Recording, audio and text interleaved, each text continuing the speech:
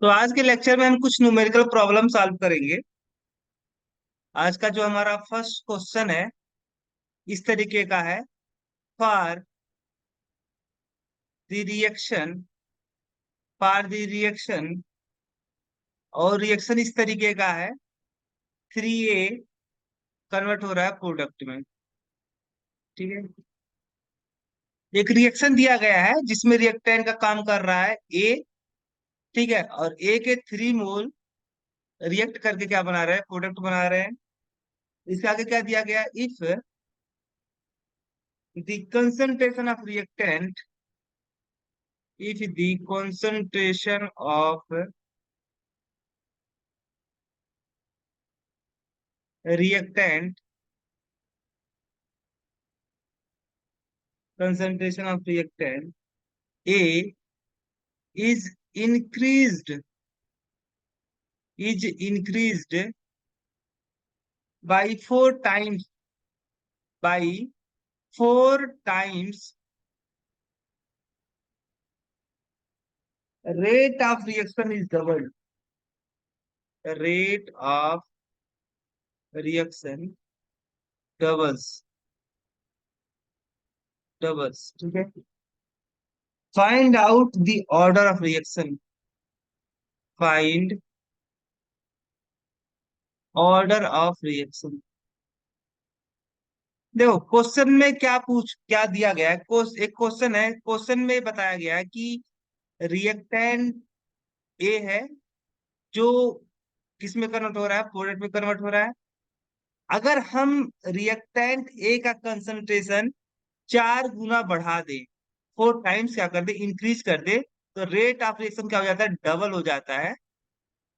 तो मुझे यहाँ पे पता करना है कि इस गिवन रिएक्शन का ऑर्डर क्या होगा। वैसे दिखने से पता चल रहा है कि अगर कंसंट्रेशन आप 4 गुना कर रहे हो तो रेट कितना गुना हो जा रहा है, रेट आपका 2 गुना हो जा रहा है। कितना गुना हो जा रहा है, 2 गुना हो जा रहा है। अब यहां से ये पता चल रहा है कि देखो, अगर मान लो rate of order of reaction 1 होता, सपोज दैट कितना होता, 1 होता, तो 4 गुना हम कंसंट्रेशन बढ़ाते तो रेट कितना गुना बढ़ जाना चाहिए था, 4 गुना बढ़ जाना चाहिए। लेकिन ऐसा कंडीशन तो है नहीं कि कंसंट्रेशन हमने 4 गुना बढ़ाया तो रेट भी 4 गुना तो नहीं बढ़ा। कितना बढ़ा है, केवल 2 गुना बढ़ा है। इसका मतलब हुआ कि यहाँ पे इस रिएक्शन का ऑर्डर क्या होगा, हाफ होगा। ठीक है। ये एक आपका अंडरस्टैंडिंग, ठीक है, ये आपका अंडरस्टैंडिंग के हिसाब से आपने ऑर्डर कैलकुलेट किया। बट अब मुझे तो यहाँ पे क्या कैलकुलेट करना है, ऑर्डर कैलकुलेट करना है। तो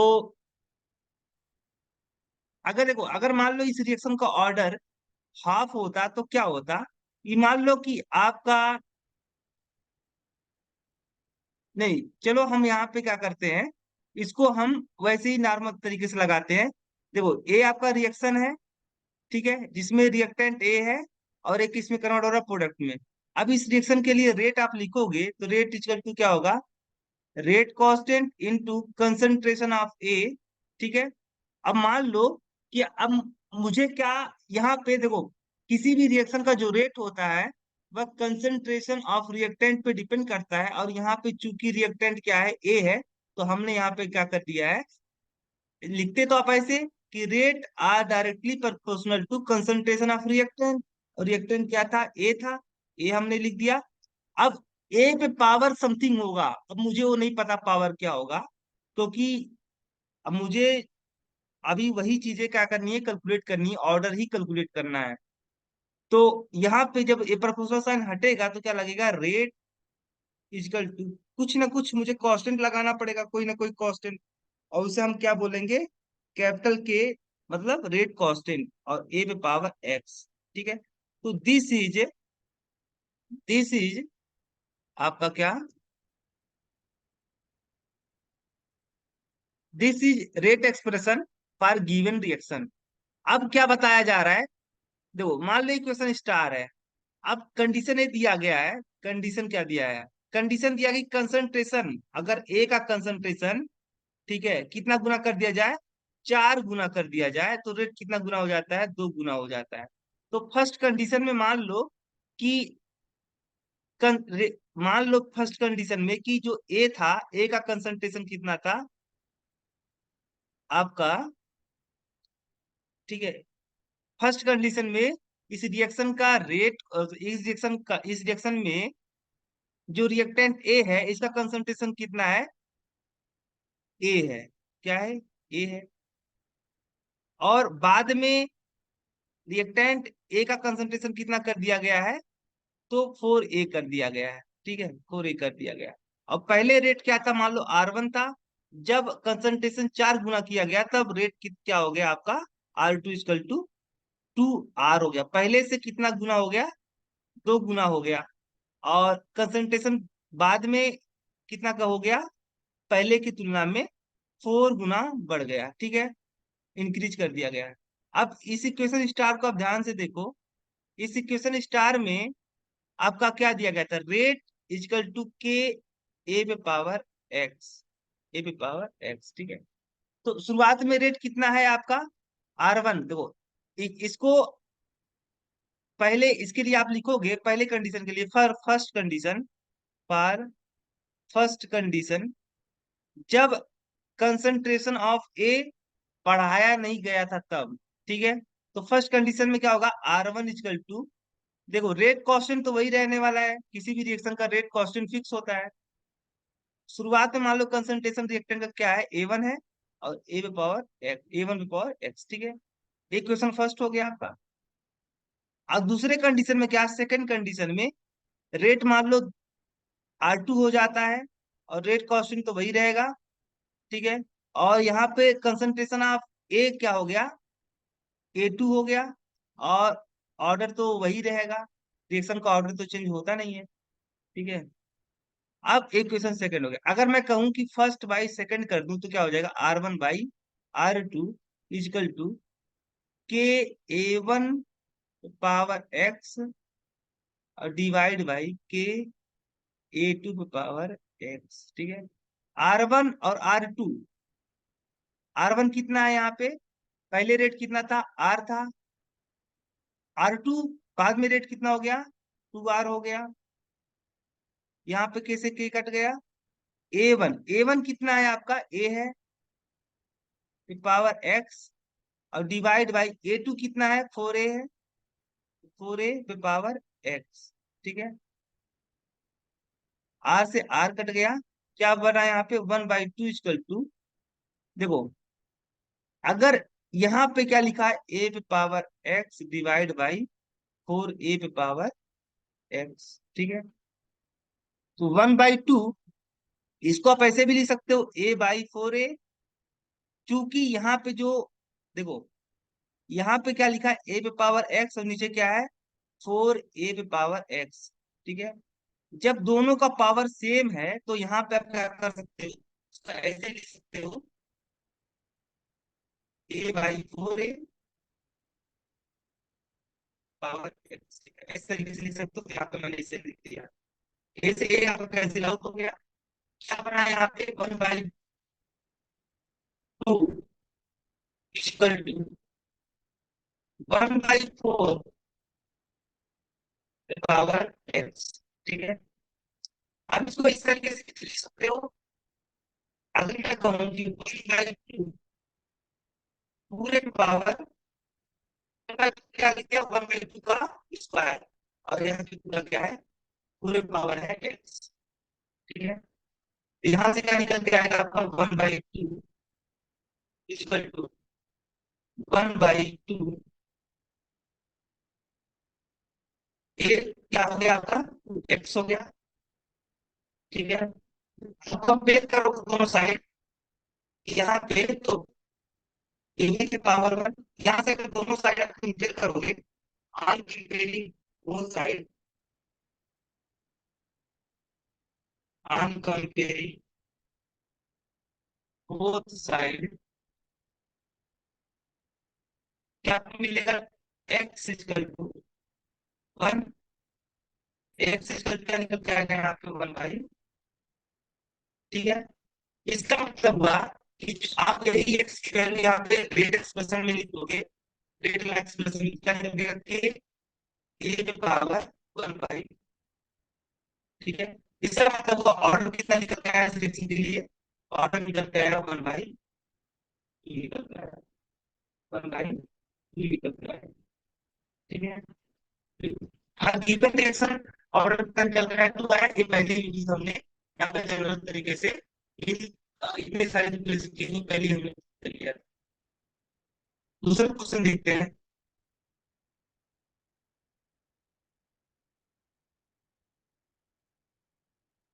दूसरा क्वेश्चन क्या बोल रहा है, part reaction, part reaction A plus 2b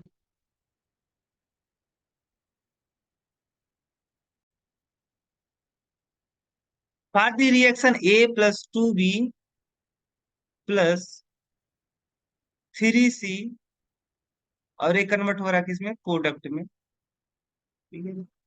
product, rate law gives the order, rate law gives the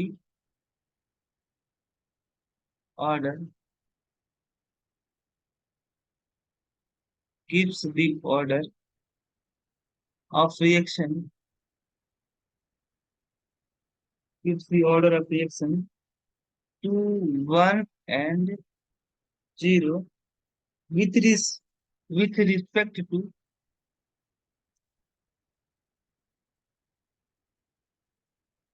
reactant,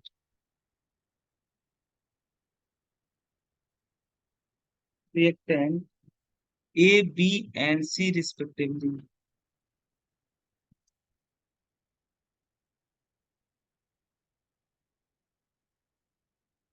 respectively. Find out, find out unit of rate constant, find out unit of rate constant, ठीक है। तो देखो, एक reaction दिया गया है जिसमें बताया गया कि रिएक्टेंट ए, बी और सी आपस में रिएक्ट करके क्या बना रहा है, प्रोडक्ट बना रहा है। और जब इसके लिए रेट लॉ एक्सप्रेशन लिखा जाता है तो इसे ये पता चलता है कि इस रिएक्शन का ऑर्डर विथ रिस्पेक्ट टू ए कितना है, 2 है। बी के रिस्पेक्ट में ऑर्डर कितना है, 1 है। और सी के रिस्पेक्ट में ऑर्डर क्या है, 0 है। मुझे कैलकुलेट क्या करना है, मुझे फाइंड आउट करना है रेट कांस्टेंट का यूनिट। तो देखो, for given reaction, for given reaction अगर आप क्या लिखते हो, rate law expression, rate law expression, आपको पता है कि किसी भी रिएक्शन का जो रेट होता है वह किसके प्रोपोर्शनल होता है, कंसंट्रेशन ऑफ रिएक्टेंट। तो रिएक्टेंट कौन है, ए है, बी है और सी है। ए के रिस्पेक्ट में इस रिएक्शन का ऑर्डर कितना है, 2 है, तो इसकी पावर कितना लग जाएगा, 2 लग जाएगा। बी के रिस्पेक्ट में ऑर्डर क्या है, 1 है, तो इसकी पावर 1 लग जाएगा। और सी के रिस्पेक्ट में क्या है, 0 है, तो इसकी पावर 0 लग जाएगा। अब इस प्रोपोर्शनल साइन हटाओगे तो क्या लगाओगे, यहाँ पे कॉस्टेंट लगाओगे, जिसे आप क्या बोलते हो, रेट कॉस्टेंट। यहाँ पे निकल के आएगा ए पे पावर 2, बी पे पावर 1 और सी पे पावर 0, ठीक है। तो यहाँ से एक और कैलकुलेट करोगे क्या आएगा, रेट इक्वल टू के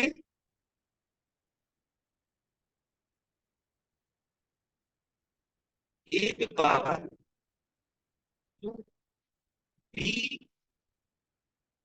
बी पे पावर 1, और कोई मतलब नहीं है। सी में पावर 0 का मतलब क्या होगा, किसी के कंसंट्रेशन पे रिएक्शन रिएक्शन का रेट नहीं मिल पाया है, तो इसकी वैल्यू क्या होगी, किसी भी क्वांटिटी, किसी भी क्वांटिटी पे अगर पावर 0 है तो वैल्यू क्या हो जाती है, 1 हो जाती है, 1 की इक्वल हो जाती है, तो यहाँ पे 1 आप, ठीक है, ये 1 हो जाएगा। मुझे क्या कैलकुलेट करना है, रेट कांस्टेंट का यूनिट, तो केस निकल जाएगा रेट बाई ए में पावर 2 और बी में पावर 1 निकल जाएगा। रेट का यूनिट क्या होता है? मोल पर लीटर पर सेकेंड। ठीक है। और कंसंट्रेशन का यूनिट क्या होता है? मोल पर लीटर का स्क्वायर। ठीक है, क्योंकि यहाँ पावर टू। और बी का यूनिट क्या निकल जाएगा? ये बी का रिएक्टेंट है, रिएक्टेंट कंसंट्रेशन। कंसंट्रेशन का यूनिट क्या होता है? मोल पर लीटर। ठीक है, यहाँ से क्या निकल के आएगा? के इक्वल टू मोल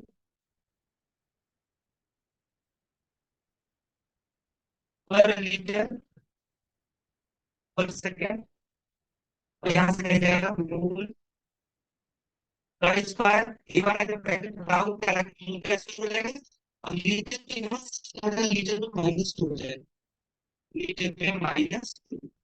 इससे क्या आएगा? Mole litre inverse. ठीक है, तो यहाँ से क्या निकल के आया? Mole litre inverse second inverse.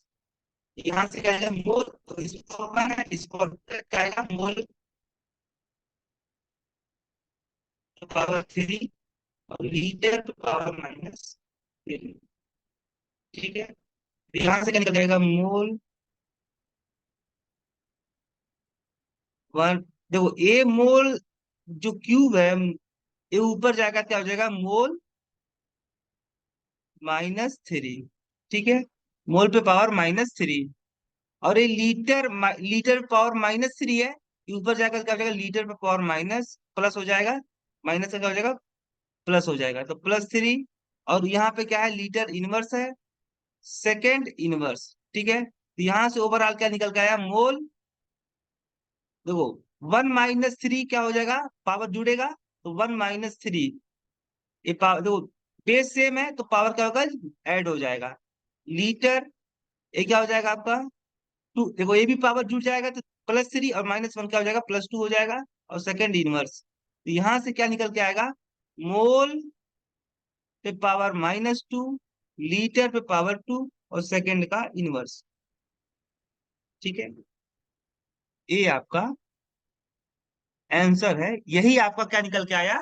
Unit of rate constant. ठीक है, अब हम क्या लगाएंगे?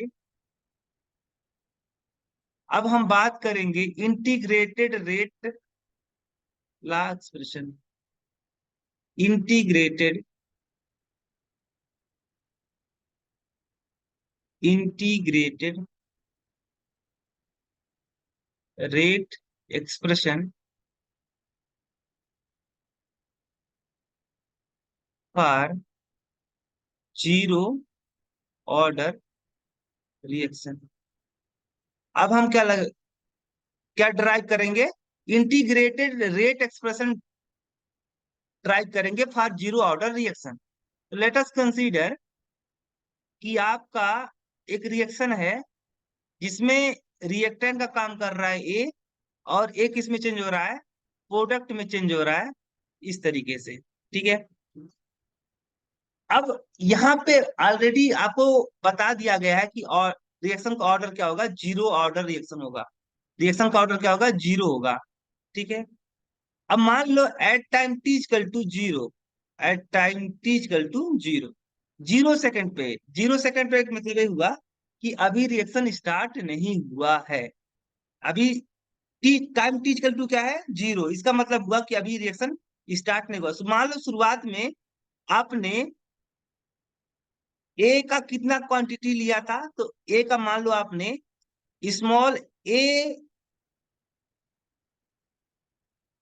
स्मॉल ए मोल पर लीटर इसका कंसंट्रेशन था शुरुआत में, अभी रिएक्शन स्टार्ट होने से पहले, before the start reaction the concentration of reactant A is small ए।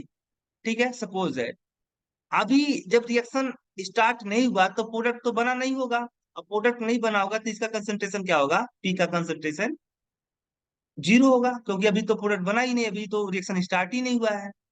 अब मान लो at time T equal to T, यानी कुछ समय बाद टी सेकंड पे आपने देखा कि रिएक्शन, इस रिएक्शन में रिएक्टेंट का ए का कंसंट्रेशन कितना रह गया, ए माइनस एक्स, यानी इसके एक्स मोल क्या हो गए, रिएक्टेंट के खर्च हो गए।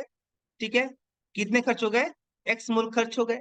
और इसके मान लो कि जितने मोल इसके खर्च हुए हैं उसके इतने मोल, चलो इसको एन हटा दो, ठीक है, उसके इतने ही मोल क्या होंगे, प्रोडक्ट के बने होंगे। क्योंकि एक मोल जब रिएक्ट कर रहा है रिएक्टेंट का, तो एक मोल प्रोडक्ट बन रहा है, तो ऐसे एक्स मोल अगर रिएक्ट हो जाएंगे, एक्स मोल समय टी पे, टाइम टी पे, एक्स मोल क्या हो गए, रिएक्टेंट के खर्च हो गए। एक्स मोल जो खर्च हुए हैं रिएक्टेंट के, वही उतने ही मोल प्रोडक्ट के बनेंगे, तो इस तरीके से हो जाएगा। अब देखो, theoretical theoretical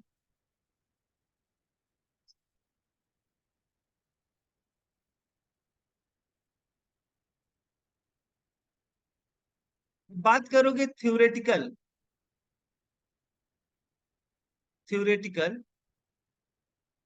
rate law expression की बात करोगे, थ्योरेटिकल रेट की बात करोगे, थ्योरेटिकल रेट कैसे लिखा जाता है, आपको पता है भी, रेट इजकल टू क्या होगा यहाँ पे, क्योंकि रिएक्टेंट क्या है, ए है, तो minus d a by d t.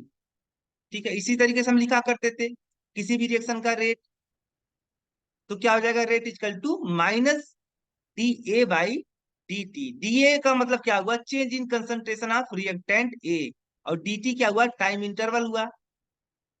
D t time interval में कॉन्सेंट्रेशन ऑफ ए कितना चेंज हो जाता है, डीए चेंज हो जाता है।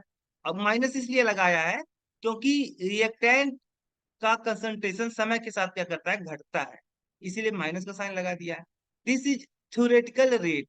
ठीक है, अब एक्सपेरिमेंटल रेट की बात करते हो, एक्सपेरिमेंटल रेट, एक्सपेरिमेंटल रेट की अगर आप बात करते हो, एक्सपेरिमेंटल रेट क्या होता है, तो rate equal to rate constant into concentration of reactant. Reactant कौन है, ए है। अब ए पे पावर कितना होगा, तो यहाँ पे क्या बताया गया है, जीरो, और ए पहले ही कंसिडर आपने कर लिया है कि इस रिएक्शन का ऑर्डर क्या है, जीरो है। जीरो का मतलब हुआ यहाँ पे इसका पावर क्या हो जाएगा, इस रिएक्शन का ऑर्डर जीरो है, इसलिए इसके ए का कितना पावर होगा, जीरो होगा। देखो, जीरो ऑर्डर रिएक्शन क्या होता है, ऐसा रिएक्शन, दो reaction for which rate of reaction does not depend on concentration of reactant, यानी दो reaction for which rate of reaction does not depend on does not depend on concentration of reactant, concentration of reactant। ठीक है, ऐसा reaction जिसमें reaction का rate जो होता है वह रिएक्टेंट के कंसंट्रेशन पे डिपेंड नहीं करता है, ऐसे रिएक्शन को क्या बोलते हो, जीरो ऑर्डर रिएक्शन। तो यहाँ पे ए पे पावर जीरो लगा दिया, इसका मतलब हुआ कि कंसंट्रेशन ऑफ रिएक्टेंट ए, यहाँ पे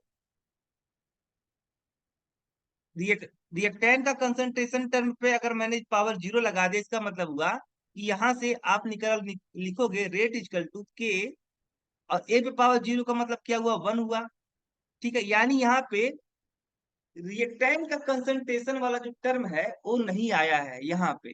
ठीक है, इसका मतलब हुआ कि इस रिएक्शन का जो रेट है वह कंसंट्रेशन ऑफ ए पे डिपेंड नहीं करता है, चाहे रिएक्शन रिएक्टेंट का कंसंट्रेशन बढ़ाओ चाहे घटाओ, यहाँ पे कंसंट्रेशन टर्म है ही नहीं है। अगर कंसंट्रेशन टर्म नहीं है, यानी इस रिएक्शन का रेट क्या है, डिपेंड नहीं करेगा कंसंट्रेशन ऑफ रिएक्टेंट पे। ठीक है, अब अगर हम कहूं, मैं क्या करूं, थ्योरेटिकल रेट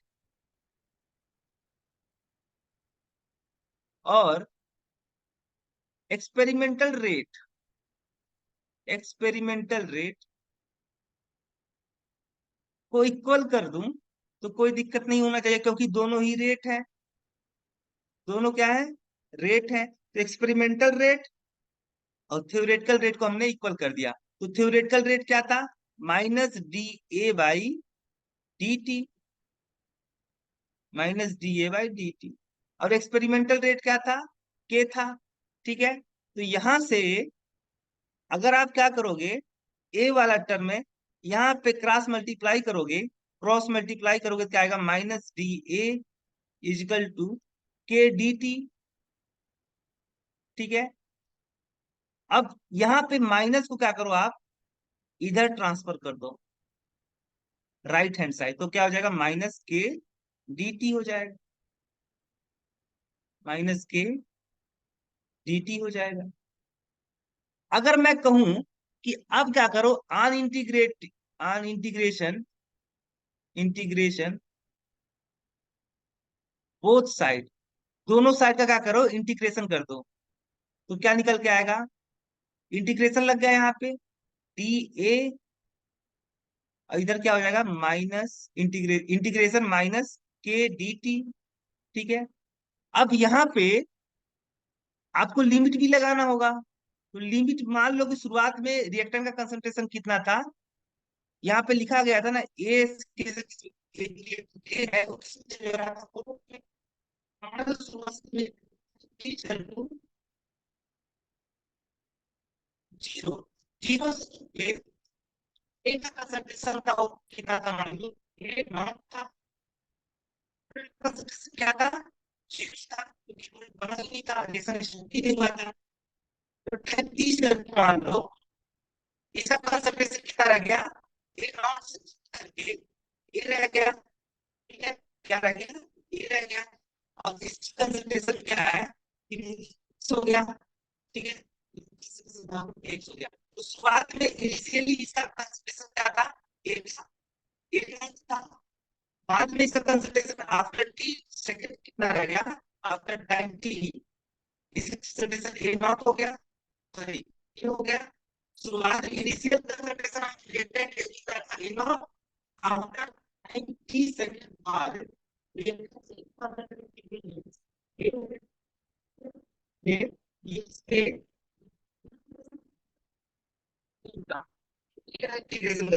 है, यहाँ पे टेबल क्वांटिटी हो गया है, सही है, ठीक है। सही, बस आप यहाँ पे इनिशियल जो था 0 सेकंड था, बाद में आफ्टर टी टाइम सबमिट करो, आफ्टर टी टाइम की बात यहाँ पे यहाँ पे 0 से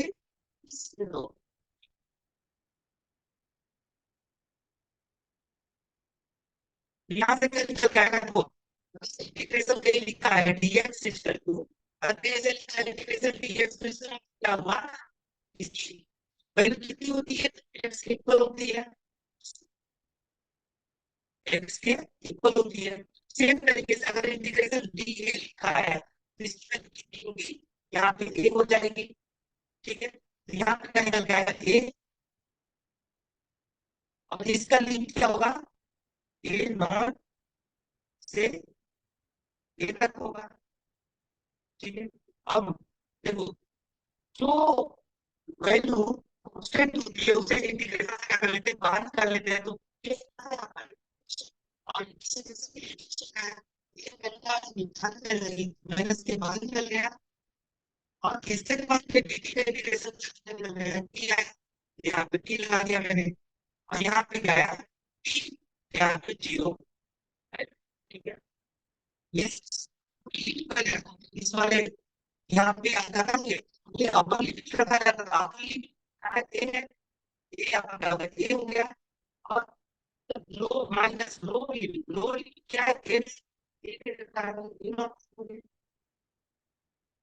माइनस के हो गया। यहाँ पे तो लिमिट क्या है? टी है, यहाँ पे टी रखोगे। और लोअर लिमिट क्या? माइनस, लोअर लिमिट क्या है? 0, तो 0 यहाँ पे रखोगे, टी की जगह क्या रखोगे? 0, तो इस तरीके से हो जाएगा। तो क्या होगा यहाँ से? A minus A naught equal to minus K into T. ठीक है, ये आपका निकल के आया। तो यहां से आप इसे थोड़ा सा और क्या करोगे, सिंप्लीफाई करके लिखोगे, क्या आएगा, A minus A naught equal to minus K T हो जाएगा। ठीक है। अगर मैं कहूं कि दोनों साइड में मैं -1 से मल्टीप्लाई कर दूं तो क्या हो जाएगा, A naught minus A equal to के डी टी। ठीक है, यही आएगा। This is integrated rate law expression for zero order reaction. This is integrated rate law expression for zero order reaction.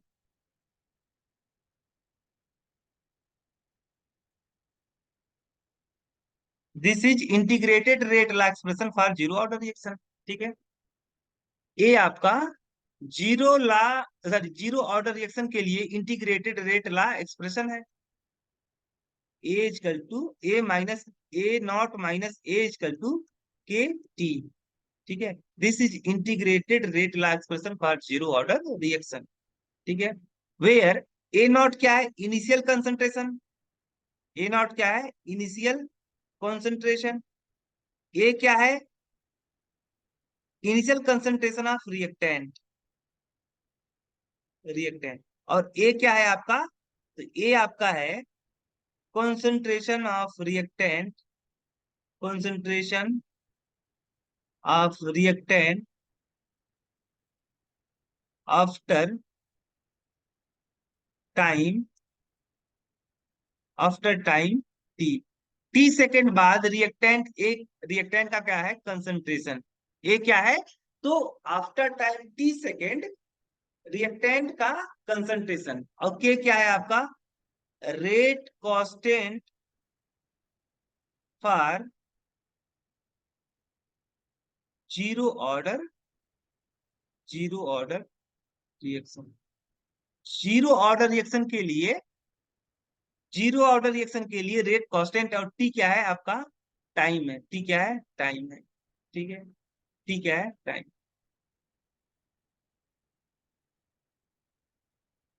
अगर मैं कहूं यहां पे, अगर मैं निकालना चाहूं हाफ लाइफ, क्या निकालना चाहूं, half life period, half life period. तो हाफ लाइफ पीरियड क्या होता है कि हाफ लाइफ क्या होता है, हाफ लाइफ पीरियड क्या होता है, the time in which, the time in which, the time in which the concentration of reactant, concentration of reactant remains, remains half। ठीक है, वह टाइम जिसमें क्या होता है, रिएक्टेंट का कंसंट्रेशन केवल आधा रह जाता है। कितना रह जाता है, वह टाइम जिस टाइम इंटरवल में रिएक्टेंट का कंसंट्रेशन इनिशियल कंसंट्रेशन का क्या रह जाता है, हाफ हो जाता है, वह टाइम इंटरवल क्या कहलाता है, हाफ टाइम पीरियड कहलाता है। ठीक है, अब देखो हाफ टाइम पीरियड में क्या होगा, रिएक्टेंट का कंसंट्रेशन इनिशियल कंसंट्रेशन का कितना रह जाएगा, हाफ रह जाएगा। तो मान लो let initial concentration, initial concentration of reactant, initial concentration of reactant is A naught. ठीक है, इनिशियल रिएक्टेंट का इनिशियल कंसंट्रेशन कितना है, ए नॉट है। ठीक है, रिएक्टेंट का इनिशियल कंसंट्रेशन कितना है, ए नॉट है। अब हाफ टाइम इंटरवल के बाद में, यानी t equal to T half, अगर आप बात कर रहे हो हाफ टाइम पीरियड की, तो हाफ टाइम पीरियड में इस रिएक्टेंट का कंसंट्रेशन कितना हो जाएगा, इनिशियल कंसंट्रेशन का आधा रह जाएगा, आधा, हाफ रह जाएगा। After time T equal to T half, यानी half life time, half life time period के बाद में रिएक्टेंट का कंसंट्रेशन कितना रह जाएगा? तो ए इजकल टू क्या हो जाएगा? A not by to.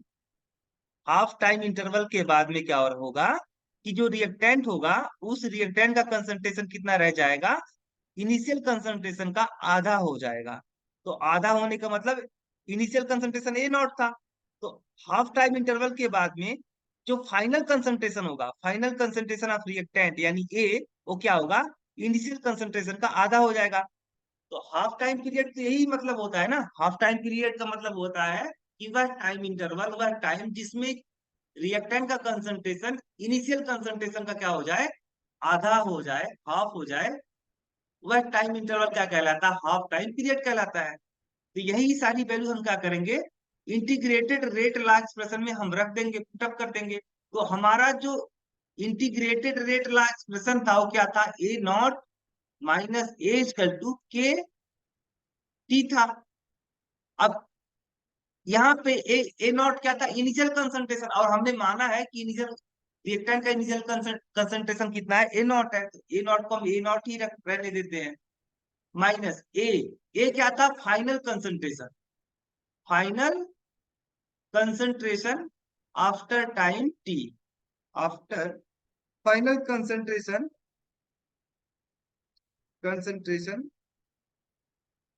After time, after time T, T समय बाद रिएक्टेंट का कंसंट्रेशन, फाइनल कंसंट्रेशन, ठीक है। तो यहाँ पे कितने समय की आप बात कर रहे हो? हाफ टाइम पीरियड की बात कर रहे हो, ठीक है, हाफ लाइफ की बात कर रहे हो। तो हाफ लाइफ बाद, हाफ टाइम पीरियड बाद, यानी t equal to T half second बाद क्या होगा? रिएक्टेंट कंसंट्रेशन कितना हो जाएगा? Final concentration a not by two हो जाएगा। एक जगह पे रखोगे यहाँ पे ए नॉट बाई, और के कितने समय की बात कर रहा था? हाफ टाइम पीरियड की बात कर रहा हूँ। टी हाफ हो जाएगा यहाँ पे, यहाँ से क्या निकल के आएगा? ए नॉट से ए नॉट बाई टू घटाओ तो क्या आएगा? ए नॉट बाई टू आ जाएगा। तो यहाँ से क्या निकल के आएगा? ये टी हाफ, ठीक है, टी हाफ क्या निकल के आएगा यहाँ पे? ए नॉट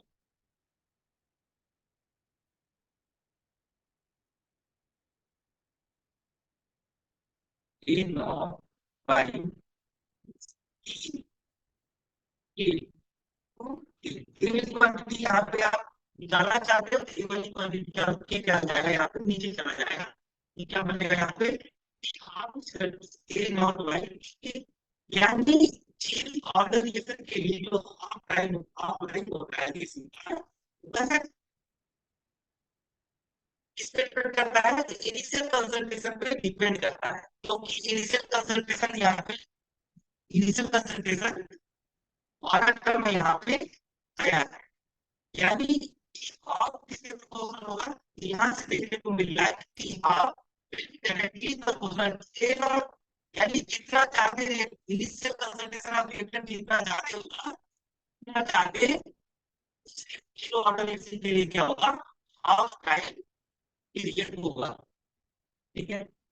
जितना ज्यादा इनिशियल कंसंट्रेशन होगा रिएक्टेंट का, उतना ज्यादा समय लगेगा रिएक्शन को, रिएक्शन का रिएक्शन में रिएक्टेंट का कंसंट्रेशन आधा होने की वजह से समय लगेगा, ठीक है।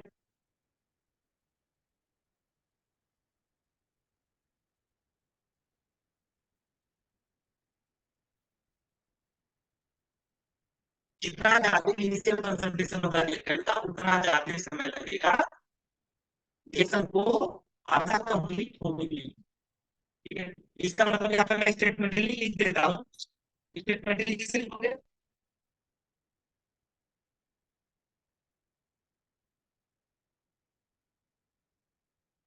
Half life period, half life period of zero order reaction, of zero order reaction is directly proportional to directly proportional to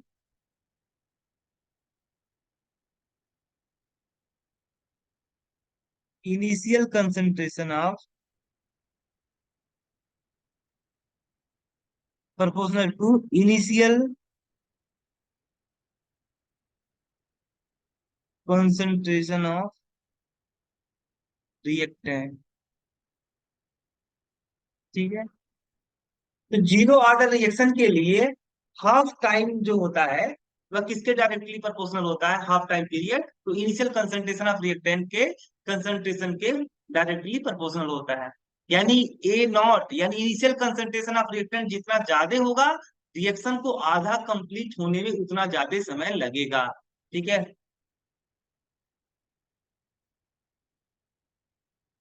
अच्छा, यहां से अगर आप एक ग्राफ बनाओगे, क्या था? Integrated rate law expression for zero order reaction क्या था? A equal to A naught minus A equal to के डी टी था। अगर आप क्या करते हो यहाँ पे ए इक्वल टू लिखते हो, तो ए इक्वल टू क्या होगा? ए नॉट माइनस के डी टी। ठीक है। ये जो इक्वेशन है, इस इक्वेशन को अगर कंपेयर करोगे लीनियर इक्वेशन से, लीनियर इक्वेशन के लिए क्या होता है? Y equal to M X plus C. ठीक है। तो यहाँ पे वाई का काम कौन कर रहा है? ए कर रहा है। ठीक है।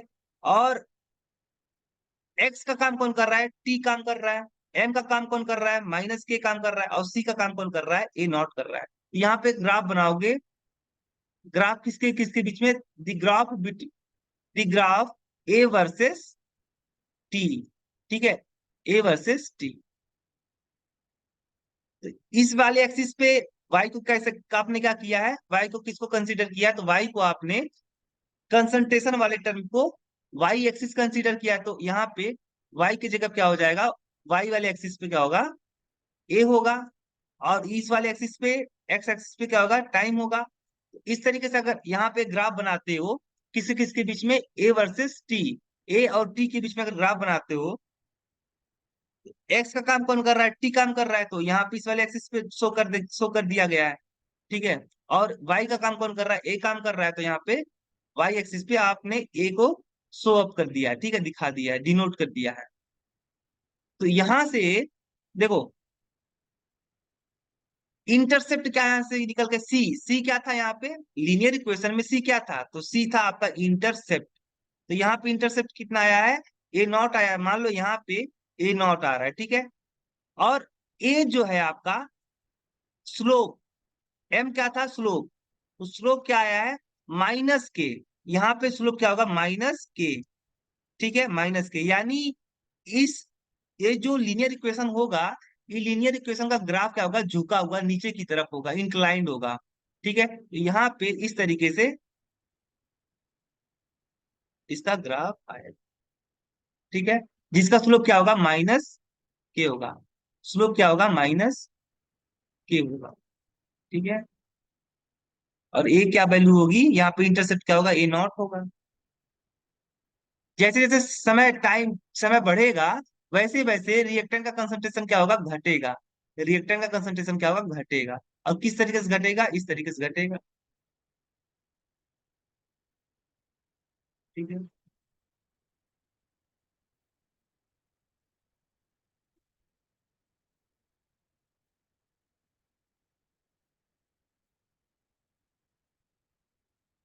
हम बात करेंगे कुछ एग्जांपल की। Some example of zero order reaction. Some example of zero order reaction. Zero order reaction का कुछ हम एग्जांपल की बात करेंगे। तो कौन कौन से रिएक्शन है जो जीरो ऑर्डर रिएक्शन की तरह काम करते हैं? पहला आपका रिएक्शन हाइड्रोजन और ऑक्सीजन का कॉम्बिनेशन इन दी हाइड्रोजन और क्लोरीन का, सॉरी, हाइड्रोजन और क्लोरीन का इन दी प्रेजेंस ऑफ सनलाइट क्या बनाएंगे? हाइड्रोजन क्लोराइड बनाएंगे। ठीक है। और दूसरा एग्जांपल आपका हाइड्रोजन और ब्रोमीन आपस में रिएक्ट करके क्या बनाएंगे? हाइड्रोजन ब्रोमाइड बनाएंगे इन दी प्रेजेंस ऑफ सनलाइट। तो रिएक्शन जो फर्स्ट है जिसमें दिखाया गया है कि हाइड्रोजन और क्लोरीन गैस आपस में कंबाइन करके इन दी प्रेजेंस ऑफ सनलाइट क्या बना रहा है, हाइड्रोजन क्लोराइड बना रहे हैं। ये जो रिएक्शन होता है, ये रिएक्शन का ऑर्डर क्या होता है, तो जीरो ऑर्डर रिएक्शन होता है। ये रिएक्शन किस टाइप का रिएक्शन है, जीरो ऑर्डर रिएक्शन है। इसका मतलब हुआ इस रिएक्शन का जो रेट होता है वह न तो कंसंट्रेशन ऑफ हाइड्रोजन गैस पे डिपेंड करता है और न ही कंसंट्रेशन ऑफ क्लोरीन गैस पे डिपेंड करता है। ठीक है।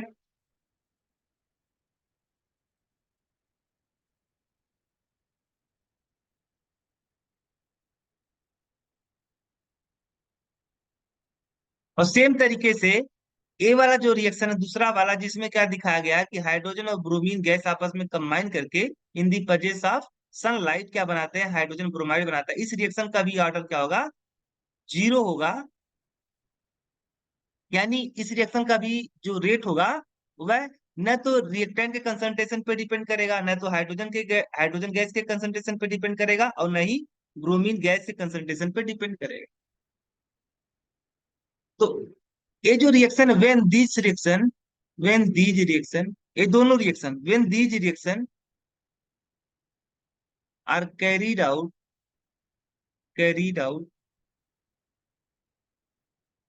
Over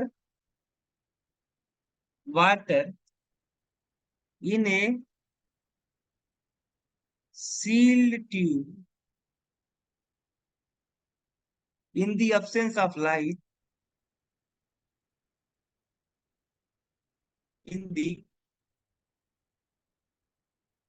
absence of light,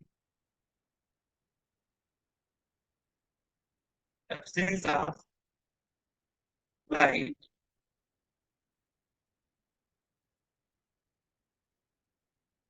in the absence of light, they show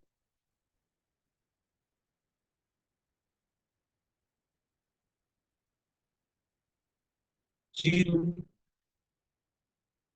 order. Otherwise, otherwise, each reaction are second order. Otherwise, each reaction are